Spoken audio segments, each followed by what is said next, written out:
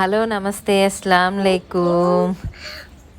ఇప్పుడిప్పుడే ఖర్జూరపు చెట్టుకి పూత వస్తుందండి. నేను ఈ గల్ఫ్కి వచ్చిన తర్వాతే ఇలా చూడడం. చూడండి, ఈ సేమ్ మనకి ఈతకాయల చెట్లులాగే ఉన్నాయి. మార్చ్ ఏప్రిల్ నుంచి వీటి పూత స్టార్ట్ అవుతుంది. జూలై ఆగస్టు ఇవి పండే సీజన్ అండి. అందుకోసమే ఇక్కడ ఆ టైంలో ఎండలు బాగా ఉంటాయి.